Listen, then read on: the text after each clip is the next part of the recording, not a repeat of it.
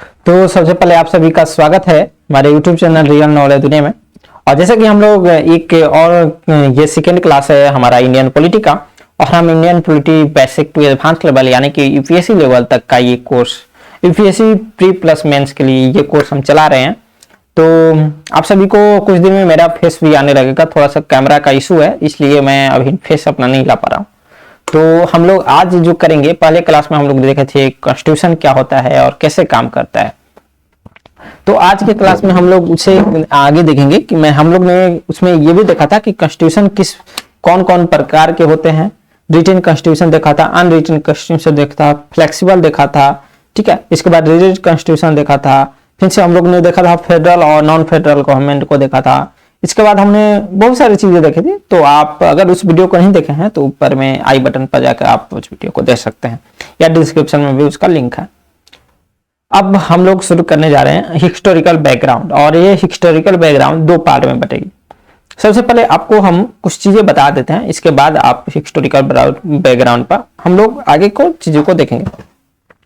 देखिए 1600 में क्या हुआ था, सब लोग जानता है कि 1600 एडी में ईस्ट इंडिया कंपनी, ईआईसी का मतलब east India company, purpose of trading, ठीक है, यानी कि ट्रेडिंग के पर्पस से भारत में आई थी, ठीक है।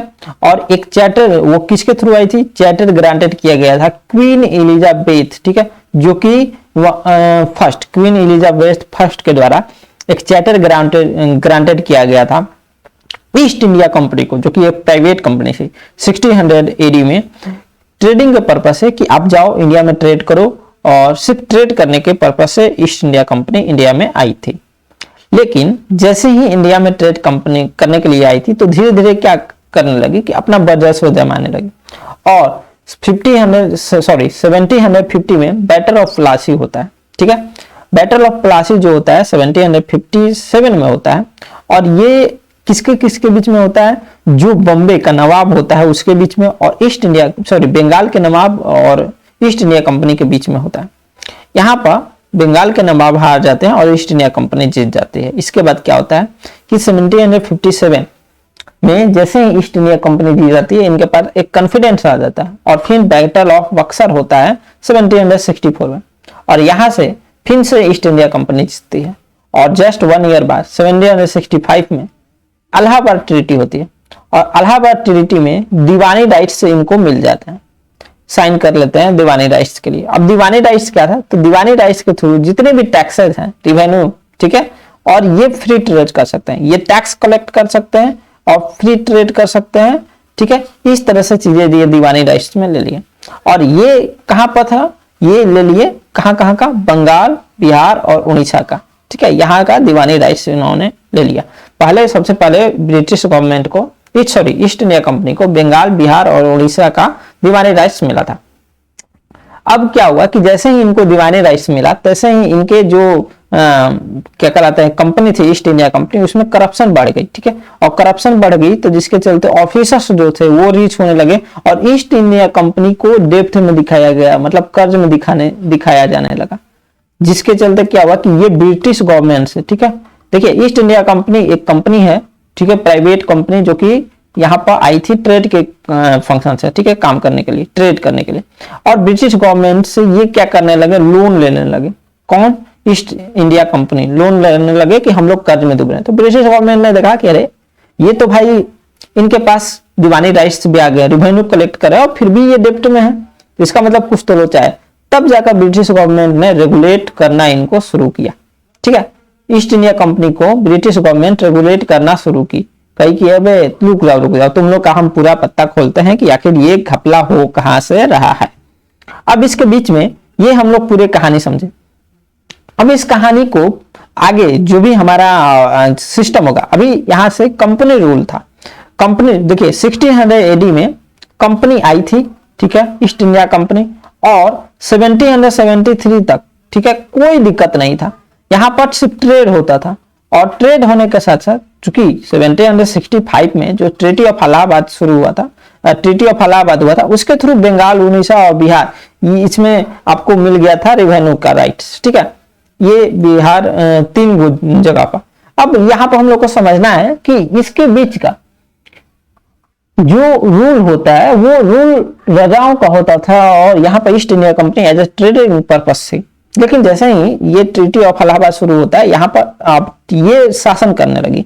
तो अब 1773 से लेकर 1858 के जो भी कार्यकाल है इसमें हम लोग जो भी रूल पढ़ते हैं वो है कंपनी रूल में इसको डिवाइड किया है, क्योंकि इतने दिन में कंपनी रूल करती। और 1857 के जो रिवॉल्यूशन हुआ था उसके बाद 1858 के बाद जो क्राउन रूल था, यानी कि जो राजशाही सत्ता से जो कि ब्रिटिश गवर्नमेंट की थी, वहां से रेगुलेट होने लगे। यहां से कंपनी रूल खत्म हो जाती है और क्राउन रूल शुरू हो जाता है 1858 से लेकर 1947 तक। ठीक है, तो अब ये दो पार्ट में बता हुआ है। कंपनी रूल कब से कब तक है 1773 टू 1858, ठीक है, और क्राउन रूल कब से है 1858 टू टिल द इंडिपेंडेंस होगा। तो ये आपका दो रूल में इसको बांटा गया है। तो ये सिंपल से आप याद इसको रख सकते हैं, कोई भारी चीज नहीं है, क्योंकि 1857 में हम लोग का जो सिपोई मूवमेंट यानी कि रिवॉल्यूशन शुरू हुआ था, रिवॉल्यूशन ऑफ इंडिपेंडेंस, उसके बाद क्या आ गई थी क्राउन रूल। क्योंकि हम आगे कहानी को समझेंगे तो और आसानी से आप समझेंगे। तो हमने आपको यहाँ पर बताया था कि अब यहाँ पर ब्रिटिश क्या होने लगी कि लोन लेने लगी। ईस्ट इंडिया कंपनी जो है ब्रिटिश सरकार से लोन लेने लगी। तो ब्रिटिश बोले कि अच्छा रेगुलेट हम तुमको करते हैं, रुक जाओ, घबराओ मत।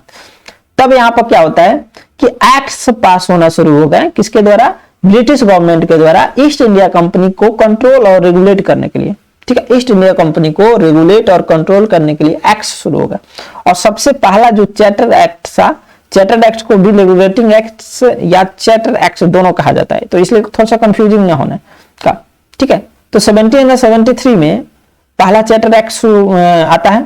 इसके बाद हर 20 साल पर हर ये सब क्या होता था, इसमें चेंजेस आते, मतलब इसको रिवाइज किया जाता था। तो 1773 में पहला बार, फिर 1793 और 1830 और 1833 और 1853 लास्ट। तो ये आपका चार्टर एक्ट जो था इस तरह से आया। अब शुरू करते हैं, एक एक करके हम लोग सबको देखेंगे।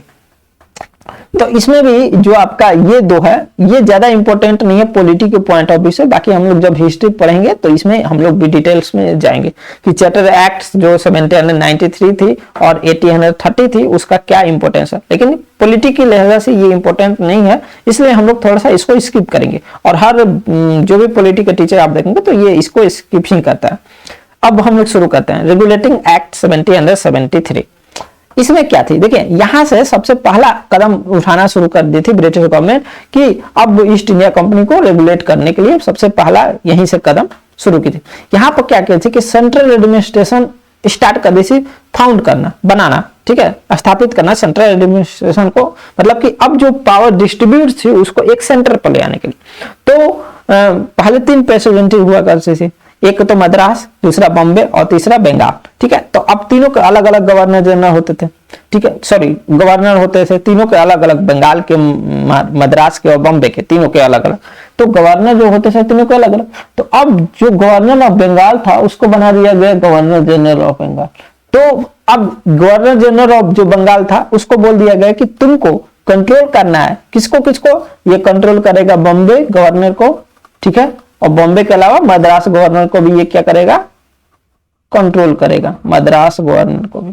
तो कुल मिलाकर आप देख सकते हैं कि बॉम्बे और मद्रास दोनों गवर्नर जनरल ऑफ बंगाल के अंडर में आ गए। हालांकि वहां पर गवर्नर रहेंगे लेकिन वो कंट्रोल किए जाएंगे गवर्नर जनरल ऑफ बंगाल के द्वारा।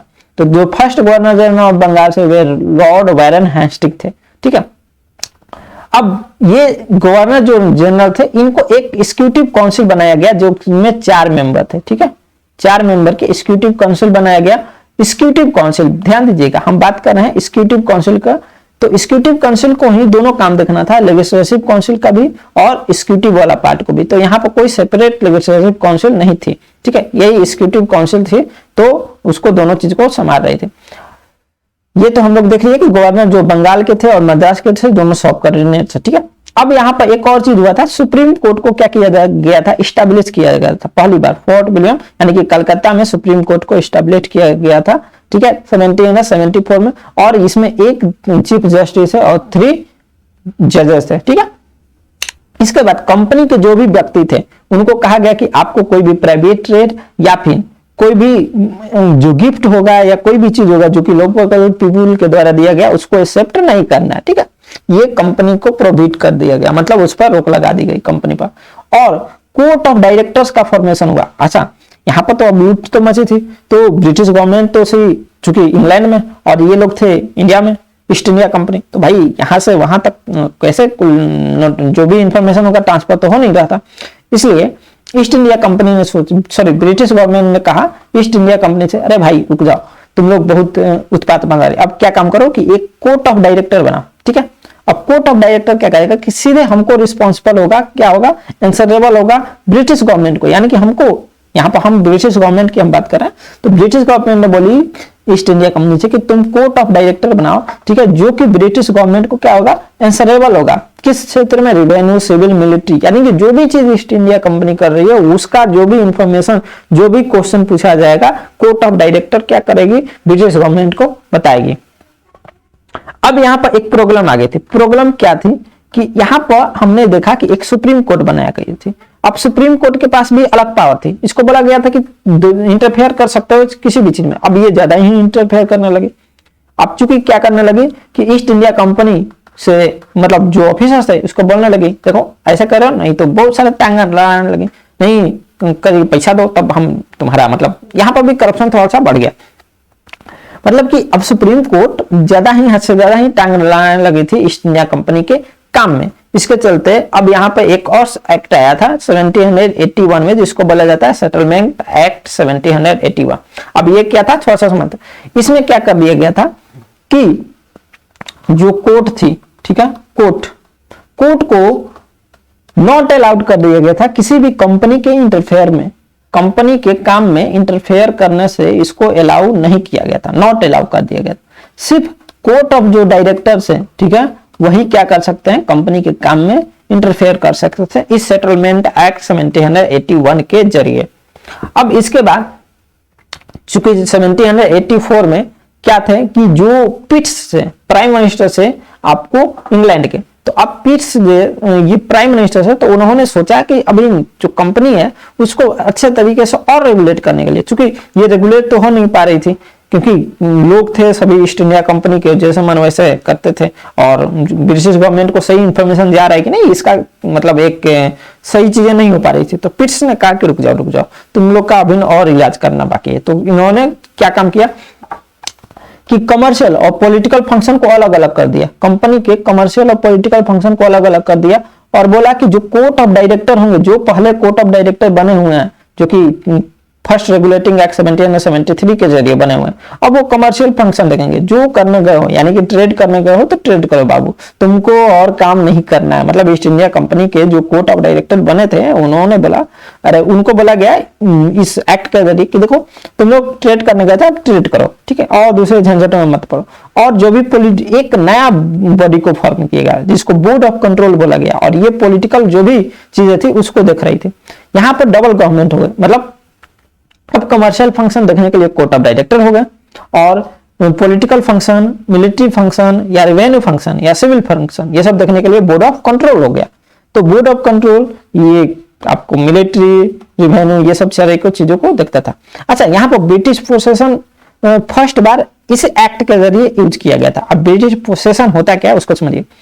जो कंपनी के द्वारा इंडिया में जो भी टेरिटरी ऑक्युपाई किए गए थे, अब ब्रिटिश इस एक्ट के जरिए बोल दिया कि वो कंपनी के नहीं है, बल्कि वो किसके हैं, ब्रिटिश के हैं, ठीक है, वो ब्रिटिश के अंदर आएगी, ब्रिटिश गवर्नमेंट के अंदर आएगी, वो कंपनी की नहीं है। तो अब यहां से कंपनी क्या हो गई, पूरी तरह से हिल गई, ईस्ट इंडिया कंपनी की हालत खराब। अरे यार, ये सब इतना बड़ा बड़ा ये नियम थोपते जा रहा था। हालांकि ब्रिटिश गवर्नमेंट का काम क्या था कि वो चाहती थी कि रेगुलेट कर ले किसी तरह एक ईस्ट इंडिया कंपनी को, ईस्ट इंडिया कंपनी को वो रेगुलेट करना चाहते थे। तो यहाँ पर जो पिट्स से उनके एक्ट में ये सिंपल सा चीज आ गया कि चलो तुम लोग को क्या करना है कि अब जितने भी प्रेसिडेंसी तुम या टेरिटोरी तुमने ऑक्युपाई किए हुए, ये सब ब्रिटिश गवर्नमेंट का, ये तुम्हारा नहीं है बाबू, ठीक है, तुमको हमने भेजा था और तुम वहां पर मेरे सर पर चढ़ोगे मत, मतलब जो भी हमारा टेरिटोरी तुम राज कर रहे हो वो हम लोग का है। यहाँ पर फर्स्ट टाइम इसी एक्ट के जरिए ये चीज बोला गया था। अब जो गवर्नर जनरल बंगाल थे, ठीक है, उनका जो 4 मेंबर के काउंसिल थे, तो वो 4 मेंबर में से उनको रिड्यूस कर दिया गया और गवर्नर काउंसिल बैठा दिया गया मद्रास और बॉम्बे, यानी कि अलग अलग गवर्नर काउंसिल। यानी कि फिर अब क्या किया गया, गवर्नर जनरल के पावर को धीरे धीरे कम करने की कोशिश की गई, ठीक है। और यहां पर बात को समझिएगा आप थोड़ा सा और। अब ब्रिटिश गवर्नमेंट जो थी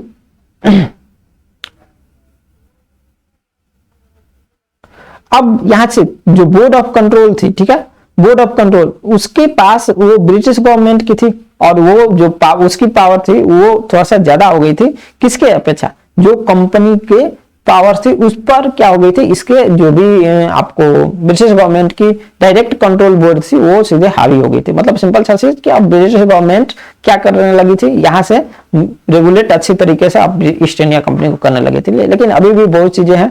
तो अब मैंने जैसे भी आपको बताया था कि 1793 और 1830 ज्यादा इंपॉर्टेंट नहीं है, तो इसलिए हम लोग को ये दोनों छोटा है, ठीक है। हालांकि यहाँ पर monopoly over India trade terminate कर दिया गया था कंपनी का और धीरे ब्रिटिश के अंदर सब चीज आ गया था। ब्रिटिश आने का मतलब कि ईस्ट इंडिया कंपनी की नहीं बात हो रही है, ब्रिटिश का मतलब यहाँ पर ब्रिटिश गवर्नमेंट की बात हो रही है। अब ज्यादा इंपॉर्टेंट रखता है चार्टर एक्ट 1833 और लास्ट चार्टर एक्ट 1853, ठीक है। तो हम लोग पहले 83 को देखेंगे, इसके बाद हम लोग 53 को भी देखेंगे। अब देखिएगा ये लगभग फाइनल स्टेप था सेंट्रलाइजेशन करने का ब्रिटिश इंडिया में, ठीक है, फाइनल स्टेप था मान के चलिए। अब यहाँ पर गवर्नर जनरल ऑफ जो बंगाल था उसको बोल दिया कि नहीं, अब गवर्नर जनरल ये क्या रहेंगे, इंडिया रहेंगे और सभी मिलिट्री और पावर अब इंडिया के पूरे भाग में दे दिया गया। अब गवर्नर जनरल ऑफ बंगाल से गवर्नर जनरल ऑफ इंडिया की तरफ शिफ्ट हो गया और ये पावर अब सेंट्रलाइजेशन हो लगभग होने हो जा रहा है, ठीक है।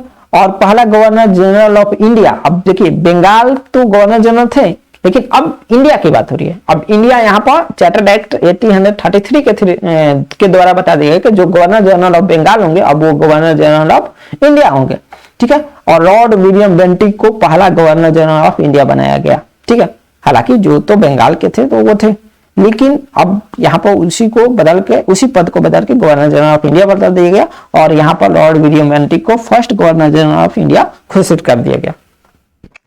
अब चीजों को आगे देखेंगे तो बिगिनिंग में सेंट्रल लेजिस्लेचर को, ठीक है, यहाँ पर सेंट्रल लेजिस्लेचर का शुरुआत कर दिया गया, ठीक है, इंडिया में। और जो भी लेजिस्लेटिव पावर थी मद्रास और बॉम्बे प्रोविंसेस की, ठीक है, उसको क्या कर लिया गया, वापस ले लिया गया। यानी कि अब सेंट्रलाइजेशन चल रहा है यहाँ पर, अब लगभग लास्ट फेज चल रहा है। क्योंकि क्या हो रहा है कि गवर्नर जनरल ऑफ बंगाल को गवर्नर जनरल ऑफ इंडिया बना दिया गया और सेंट्रल लेजिस्लेचर यहाँ पर बना दिया गया और जो भी लेजिस्लेटिव पावर थी बॉम्बे और मद्रास की वो हटा दिया गया, ठीक है। और ये जो एक्ट थी लगभग ईस्ट इंडिया कंपनी के एक्टिविटीज की लास्ट थी और उसकी कमर्शियल बॉडी की, और वो सिर्फ एडमिनिस्ट्रेटिव बॉडी बन के रह गए थे, ठीक है। और गवर्नमेंट ऑफ इंडिया जो थी यहाँ पर क्रिएट की गई थी फर्स्ट टाइम, और जिसका और गवर्नमेंट ऑफ जो इंडिया थी उसी एरिया को मतलब कवर कर रही थी जो कि ब्रिटिश के अंदर में है, ब्रिटिश गवर्नमेंट के अंदर में है, चूंकि ऑलरेडी ईस्ट इंडिया कंपनी से वो चीज सुन गई है पिट इंडिया एक्ट की तरह, ठीक है। तो इस चीज को समझिएगा। अब गवर्नमेंट ऑफ इंडिया जो थी वो इंडियन नहीं थे, ठीक है, ध्यान से देखिएगा, इंडियन नहीं थे। हालांकि इंडियन जो थे लेजिस्लेटिव असेंबली में उनको सिर्फ हम थोड़ा सा आगे पढ़ेंगे, लेकिन अभी फिलहाल के लिए आपको बता दें कि धीरे धीरे आना शुरू कर दिए गए थे, लेकिन यहाँ पर नहीं, अभी नहीं, ठीक है। अब आइए, अब हम लोग चार्टर एक्ट 1853 को देखना है, 1853 क्यों। देखिए यहाँ पर एक सिंपल सा काम समझिएगा। अब यहाँ पर जो लेजिस्लेटिव फंक्शन और एग्जीक्यूटिव फंक्शन, ठीक है, गवर्नर जनरल काउंसिल का था वो सेपरेट कर दिया गया, अब उसको भी अलग कर दिया गया, ठीक है। गवर्नर जनरल ऑफ जो इंडिया थे उनको अलग कर दिया गया, मतलब जो एग्जीक्यूटिव और लेजिस्लेटिव फंक्शन को अलग अलग कर दिया गया, ठीक है। अब जो गवर्नर जनरल लेजिस्लेटिव थी उसको गवर्नर इंडियन लेजिस्लेटिव काउंसिल बोल दिया गया और इसको मिनी पार्लियामेंट भी बोला जाने लगा। अब यहाँ पर 6 मेंबर थे, ठीक है, नया मेंबर लेजिस्लेटिव काउंसिलर थे, ठीक है, टू दी काउंसिल। अब इसमें से 4 जो थे वो अलग अलग प्रोविंसेस के गवर्नमेंट थे, जैसे मद्रास, बॉम्बे, बंगाल और आगरा। पहले नंबर 6 न्यू मेंबर को लेजिस्लेटिव काउंसिल के काउंसलर के रूप में रखा गया। अब इसमें से जो 4 थे वो अलग अलग प्रेसिडेंसी के, ठीक है, गवर्नमेंट थे, जैसे मद्रास के एक थे, बॉम्बे के और बंगाल के और आगरा के जो गवर्नमेंट घोषित कर दिया गया। यहाँ से first time local representation of Indian legislative council का क्या हुआ, मतलब इंट्रोडक्शन हुआ, मतलब इंट्रोड्यूस हुआ। अब आगे से समझते हैं, अब थोड़ा सा हम लोग यहाँ पर समझते हैं यहाँ पर सिविल सर्विस का चीजें कैसे होती थी। तो देखिए पहला नंबर कि यहाँ पर जो अगर पहले क्या था कि सिविल सर्विस में अगर आपको उस समय सिविल सर्विस बनना था तो आपको स्पॉन्सरशिप कोड ऑफ डायरेक्टर से लेना पड़ता था। कोड ऑफ डायरेक्टर किसके लोग थे, जो ईस्ट इंडिया कंपनी के द्वारा कोड ऑफ डायरेक्टर बनाने के लिए बोला गया था चार्टर रेगुलेटिंग एक्ट 1773 के जरिए, तो वो थे। तो ये ईस्ट इंडिया कंपनी के ही लोग थे कोड ऑफ डायरेक्टर। अब ये क्या करना पड़ रहा था कि हेलीबर्ग जो एक आपको कॉलेज है वहां पर जाना पड़ता था और जो वहां से डिग्री लेकर आता था बस वो बन गया, अब कोई एग्जाम नहीं देना होता था। तो अब चूंकि स्पॉन्सरशिप कौन किया, कोड ऑफ डायरेक्टर किया, तो ये ईस्ट इंडिया कंपनी का आदमी है। तो अब ये जो ईस्ट इंडिया कंपनी का आदमी है और जो भी सिविल सर्वेंट बनेगा उस समय, तो वो क्या होगा, ईस्ट इंडिया कंपनी का लायल होता था, मतलब कि उसको सपोर्ट करता था। मतलब कोई भी चीजें जब अब यहाँ पर ब्रिटिश गवर्नमेंट के पास यही दिक्कत थी कि जो भी ईस्ट इंडिया कंपनी के द्वारा मतलब ये बन के सिविल सर्वेंट जाता था तो वो उसी का हो जाता था, मतलब करप्शन ऑलरेडी बहुत बड़ा था। तो अब यही एक मौका था कि इसी रूल के तहत अब चार्टर एक्ट 1853 के तहत क्या किया गया कि कन्वेंटेड सिविल सर्विस एग्जाम का शुरुआत किया गया, जो कि 1853 में हुआ। कन्वेंटेड का मतलब कि हायर, ठीक है, हायर सिविल, एक लोअर सिविल सर्विस होता था, एक हायर होता था। तो हायर सिविल सर्विस एग्जाम को शुरू किया गया था। अब यहाँ पर जब इसके बाद ऐसे होने लगा तो ये ओपन कंपटीशन हो गया और इसमें इंडियंस भी जाकर होल्ड कर सकते थे, मतलब इंडियन भी दे सकते थे। तो आप यही चीजें इसमें, और तो फर्स्ट जो इंडियन थे civil servant East India company, अरे सॉरी, ब्रिटिश गवर्नमेंट में बने थे। मतलब ब्रिटिश गवर्नमेंट का करने का मतलब कि वो इंडिया ही गवर्नमेंट ही थी, लेकिन बस ब्रिटिश के द्वारा हैंडल की जा रही थी, इसलिए ब्रिटिश गवर्नमेंट थी, ठीक है। तो सत्येंद्र नाथ टैगोर थे, ठीक है। अब सत्येंद्र नाथ टैगोर थे, एक मिनट पेन का क्या, हाँ। अब इसके बाद क्या हुआ कि ये आपको समझ में आ गया होगा। अब समझिए, अब यहाँ से कंपनी रूल जो थी लगभग समाप्त हो गई थी। अब जो सिविल सर्विस बचे थे तो वो भी धीरे धीरे वही चीज, अब तो फ्री हो गया सिविल सर्विस में, तो सर्वेंट भी। तो अब यहाँ से चीजें साफ बदल चुकी थी। अब बदल क्या चुकी थी कि जो भी इंडियन टेरिटोरी थी वो सभी ब्रिटिश क्राउन के अंदर आ गई थी। अब लोग ब्रिटिश क्राउन पर ट्रस्ट करने लगे थे, उनको लग रहा था कि अब हमें कुछ लोगों को ऐसा लग रहा था कुछ अब आराम मिलेगा, ठीक है। और इसके बाद अब क्या हुआ कि ये चीजें शिफ्ट होती गई किधर, एक क्राउन रूल की तरफ। और 1857 में जो हमारा इंडिपेंडेंस रिवॉल्यूशन हुआ था, उसके बाद फर्स्ट जो इंडिपेंडेंस रिवॉल्यूशन हुआ था 1857 में, उसके बहुत सारे कारण है, वो सब हम लोग देखेंगे। लेकिन उसके चलते क्या हुआ था कि 1858 में क्राउन रूल पूरी तरह इंडिया में आ चुका था। ईस्ट इंडिया कंपनी की जो जड़ें थी वो खत्म हो गई थी 1858 में, और यहाँ से ब्रिटिश गवर्नमेंट का शासन शुरू हो गया था और वो 1947 तक चला था, ठीक है। तो ये सारी चीजें हुई थी। अब हम लोग नेक्स्ट जो क्लास होगा उसमें हम लोग पढ़ेंगे 1858 से लेकर 1947 के बीच में क्या क्या हुआ था। और तब तक के लिए हमें दीजिए अलविदा और मिलेंगे नेक्स्ट वीडियो में। अगर आपको ये वीडियो पसंद आया होगा तो आप हमें जरूर सब्सक्राइब करें और हो सके तो अपने वैसे मित्र को भी शेयर करें जो कि कहीं बड़े इंस्टीट्यूट में जाकर पढ़ने के लिए सक्षम नहीं है। तो यहाँ से हम पूरे बेसिक टू एकदम बेसिक से लेकर चल रहे हैं और हाई लेवल तक कोशिश करेंगे कि आपको यूपीएससी का एक एक चीज यूपीएससी पॉलिटी के लिए पी से लेकर आपको वाई तक समझ में आ जाए, ठीक है। तो कोई दिक्कत नहीं होगा, हम लोग गवर्नेंस का भी लेकर आएंगे, सारी चीजें लेकर आएंगे, लेकिन 1 by 1, ठीक है। धन्यवाद।